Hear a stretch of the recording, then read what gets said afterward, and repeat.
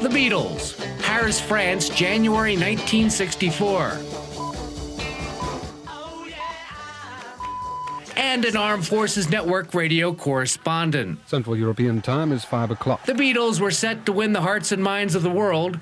Air Force Master Sergeant Harold B., also known as Hal Kelley, the radio correspondent, had his 15 minutes of fame. Here's Hal's interview with the Beatles from a room at the luxurious George V Hotel. Well, thank you, Jim Stutzman. Yes, this afternoon in our Paris studios, we're visiting with 4 young men. And if I just mention their first names, such as Paul and George and Ringo and John, I doubt if you'd know about whom we're speaking. But if I said we're here this afternoon with the Beatles, and if we were in England, I think we'd get a great big rousing hurrah, wouldn't we, boys? Oh, yeah. Well, let's see. We have, to my right here, we have Paul McCartney. Now, Paul, could you tell us, how did the Beatles get going? How did you start? It's a funny story, really. It was back, it was back in the old days. We were all at school together, really. We grew up at school, teenage buddies and things. But, I don't know. It developed from there, really. Well, did you sing together around school? Yeah, we were. George and I were at school together, and John was at the school next door, and Ringo was at Butlins, and we just started playing guitars and things, and it went on from there, really, as far as I'm concerned. Well, you say those were the olden days. Now, within the past year, you have mushroomed and tremendously, almost out of sight in such popularity. What was the click? What levered this great rage for the Beatles? Well, it's funny, really, now you mention that. But I think it was the Palladium show, the television show in England, and then following hot in the footsteps, and we had the Royal Variety Command Variety performance. It's difficult to say that, actually. No, Royal Variety Command performance for the Queen Mother, Mm-hmm. And it all came up from there, really. The national newspapers got hold of it, and they got hold of Ringo, and Mike Brown found about it, yeah. A lot of things, a lot of columnists and things got onto the idea and started calling it Beatlemania. Well, let's ask a question here with George Harrison. George, what is the status of rock and roll in England today? Is that what you call your music? No, not really. We don't like to call it anything, but the critics and, the people who write about it, they have to call it something. So they didn't want to say it was rock and roll because rock's supposed to have gone out about 5 years ago. And so they decided it wasn't really rhythm and blues, so they decided to call it the Liverpool sound, which is, it was stupid, really, because as far as we were concerned, it was just, the same as the rock from 5 years ago. Well, can you describe Liverpool sound, then? Oh, it's more like the old rock. It's just, everything's a bit louder, more bass and bass drum. And everybody sort of sings loud and shouts, and that's it. Well, is the Liverpool sound, then, the sound in UK today, in England? Yeah, well, that's, it's all the records now. Everybody's sort of making records in that style. Well, let's ask Ringo here. Now, you're the drummer. We caught your act at the Olympia the other evening. How long have you been beating those skins? Oh, about 5 years now. I've been with the boys about 18 months now. I've been with other groups before that, but that's 5 years. Since you boys have gained your current popularity, have there been many other organizations trying to imitate you or perhaps take the thunder away from you? Let's ask John Lemon this. Well, I suppose a couple of people have jumped on the railway carriage, the bandwagon, but it doesn't really matter, because it's flattery and it sort of promotes the whole idea of us. If we're away and there's a few little Beatles still going, it'll remind people of us. Well, Paul, let's go back to you for a moment. When anyone ever sees your pictures, the first thing that strikes them is naturally your hairdo. You've been referred to, or her don't. Yeah. Some people have written as though you were having the sheepdog cut, or perhaps an early Caesar. What do you call it, and how come you cut it that way? Well, Bob, to us it just sort of seems a natural thing, really, because It all arose, this. We came out of the swimming baths one day, and, you know, your hair sort of flops about after the swimming baths. Well, it stayed that way, you see. Nobody bothered to comb it. And it sort of stayed in a style, so we've never really called it anything. I don't know, until the papers got hold of it, and they called it the Beatles style, so you know, I suppose we go along with them now, really. Do you go to the barber at all? Well, you know, now and then, and do and don't. Just to keep it trimmed? Yeah, just to keep it trimmed. But sometimes we do it ourselves, you know. Yeah, the other thing is that it's really only our eyebrows that are growing upwards. That's the... Well, we've been told that in England today there's this Beatlemania going on. Now, what do you describe? What would you say Beatlemania is? That all the girls scream whenever they see you and they perhaps faint waiting in line? Let's be immodest a moment. What is the attraction, huh? I don't know. I mean, I think it's that dressing gown. George's dressing gown is definitely a big attraction. No, yeah, I don't think any of us really know what it is.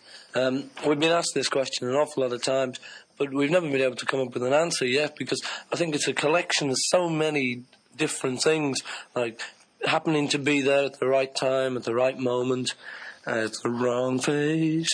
But a little bit of originality in the songs, a little bit of a different sound. I don't know, it's an awful lot of things. Maybe the gimmick of the haircut as well. The look, getting into the national press at the right time. It's an awful lot of luck. All these things and more. Well, you mentioned songs.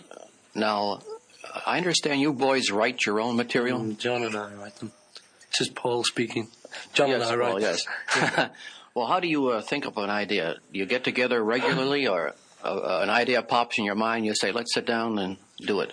If an idea does pop in your mind, then you do sit down and say, let's do it, yeah. But if there's no ideas, and say we've been told we've got a recording date from about 2 days' time, then you have got to sit down and sort of slug it out. But you normally get, first of all, just a little idea, which doesn't seem bad. You go on, and then it builds up from that. It varies every time, though, really, you know. Well, Paul, we've seen you here at the Olympia. Can you compare the French audience with what you're familiar with back in England? Well, there's a lot of difference, because in England, you see, the audience is a 75% female. Here, 75% male. And that's the main difference, really, because they still appreciate it, but you don't get the full noise and the atmosphere of a place. No screams. No screams and fainting. Why is it 75% boys? I don't know, but I think they don't let the girls out at night in France. One of the reasons. I think it's your dressing gown. Somebody said that they still have to have chaperones, a lot of them, you see. Whereas in England they're out.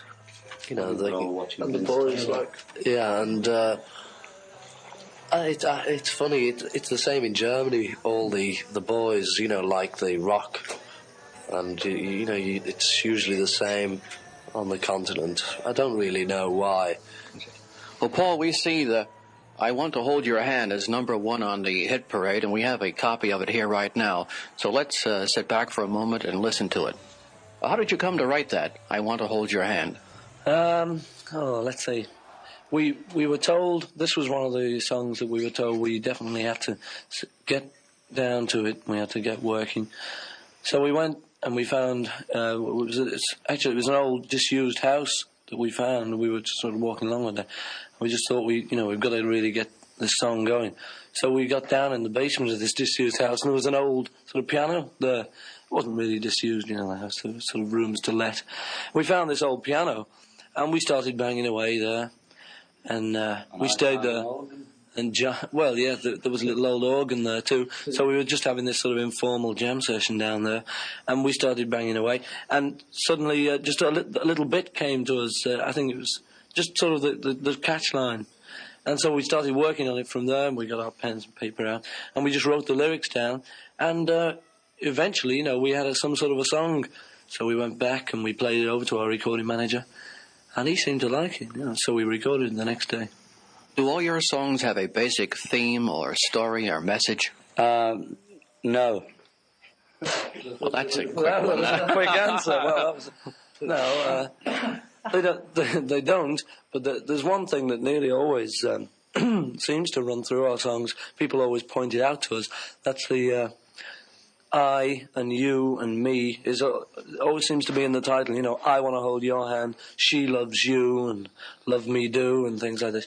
Well, I think the reason for that really is that we nearly always try and write songs which are a little bit more personal than others, you see. So by having these prepositions, wherever you call them, I and me and you, in the titles, makes the songs a little bit more personal. But I think that's the only sort of basic message that does run through our songs. And you coined this, yeah, yeah, yeah. Isn't that really sweeping England right now? The phrasing, yeah, yeah, yeah, on all the songs? Yeah, well, that was the sort of main catchphrase from She Loves You. But we stuck that on, we'd written the song nearly, and then we suddenly needed more, so we had yeah, yeah, yeah. And it caught on, you know, they used it for, you know, if you're going to be with it or hip. It's sort of a trademark for you boys now. Yeah, we'll have to write another song with it. Well, Paul, what do you think of your trip to the States? I understand in about a week or 10 days you're going to be on the Ed Sullivan Show. Could you tell us about it? Yeah, that's right. We're going to do Ed Sullivan Show in New York, and we're taping one for later release sort of thing. And we're looking forward to those. Then we go down to Florida, Miami. Can't wait. And we do another Ed Sullivan there. But I think before that we do a Carnegie Hall, don't we? Yeah. Yeah. We play on Carnegie Hall. How were you selected for Ed Sullivan? Was he in England and caught your act or something? Well, yeah, well, when we were flying back, this is the story we heard. We were arriving from Stockholm into London Airport, and at the same time, the Prime Minister and the Queen Mother were also flying out, but the airport was just overrun with teenagers. You know, there was thousands of them waiting for us to get back, and Ed Sullivan was supposed to have arrived at that time and wondered what was going on, and you know, he found out it was us arriving. And also our manager went over to the States with another singer called Billy J. Kramer, and he did a couple of TV shows over there, and while he was over there, our manager got the bookings with Ed Sullivan, but he'd also heard of us from this London airport thing, and that's about it. And how about a movie? Is there a movie in the future? Yeah. We've been asked by United Artists to do a feature movie. Will it be dramatic or just strictly wrapped around your singing? Oh, we don't know yet, really, what it's going to be like. I don't think we'll have to do an awful lot of acting. I think it'll be written round the sort of people that we are, and there'll be 4 characters in it, very like us. Or do you plan to compose 2 or 3 songs specifically for the film? Well, actually, we've got to compose 6 songs specifically for the film. We've got to get down to that, too. That's a job. Then you boys really haven't had much of a chance to see Paris, have you? No, not really. Not really, no. What do you think of it so far? Well, it's nice, quite nice, you know. How about the French girls compared to the British girls? Oh, we haven't seen any yet. John? Yeah, well, I'm married. Didn't notice them. Oh, we'll go back to Paul then. Yeah, I think they're great. Oh, you're single. Yeah, well, I think the French girls are fabulous. Yeah. But we have seen Who more French boys than French girls. So, I mean, you know, we can't really tell. Well, perhaps when you get to the Ed Sullivan Show, there'll be more girls for you. I hope so. Yeah. Any of you been to America before? Yeah, me. I went in September just for a holiday for 3 weeks. Just George Harrison. Well, I see our time is up, boys, and thank you very much, Beatles, for being our guest on AFN this afternoon on Weekend World. So it's on the line. Back to you, Jim, from Paris. Hal later told a reporter with a Lowell, Massachusetts newspaper, "I scooped Ed Sullivan.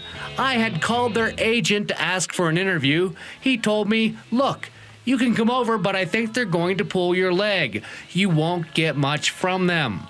Well, they ended up surprising both the agent and me by being quite sincere.